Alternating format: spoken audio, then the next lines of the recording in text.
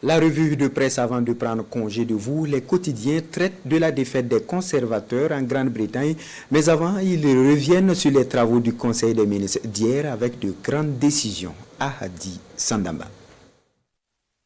Comportement et agissement contre les intérêts du Burkina Faso, le gouvernement envisage la déchéance de la nationalité burkinabé, affiche le journal Le Quotidien à sa une. Dans un compte-rendu des travaux du Conseil des ministres, le journal rapporte qu'un décret portant la perte et la déchéance de la nationalité burkinabé a été adopté. L'observateur Palga, de son côté, s'intéresse à la légalisation des mariages religieux et coutumiers. Dans ces colonnes, il est écrit que le Conseil a marqué son accord pour la transcription du projet de loi portant la possibilité de la transcription des mariages religieux et coutumiers à l'Assemblée législative de transition. Dans ce code des personnes et de la famille actualisée, le Conseil propose la pénalisation de l'homosexualité au Burkina Faso ainsi que des actes et des pratiques assimilés. Une décision répondant ainsi aux valeurs sociales de notre pays et en conformité avec certaines conventions internationales, précise aujourd'hui au Faso pour sa part.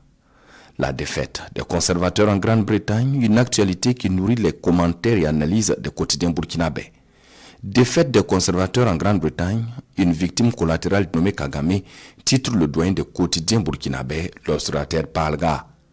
Avec la victoire du Premier ministre britannique Rishi Sunak et du Parti conservateur, le projet d'accord visant à expulser des migrants arrivés illégalement d'où qu'ils soient venus vers le Rwanda qui examinera leur demande d'asile est mort et enterré avant même d'avoir commencé.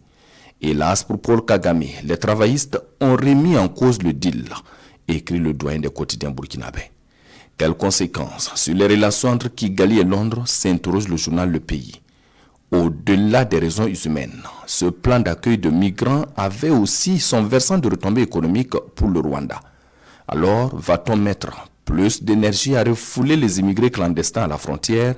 Va-t-on assister à un changement de paradigme visant à les aider à s'insérer socialement et économiquement dans leur pays d'accueil? Autant de questions qui amènent à s'interroger également sur la politique du nouveau gouvernement britannique à l'effet de freiner les traversées illégales de la Manche, dont le nombre ne cesse de croître de mois en mois, conclut le quotidien des 1200 logements.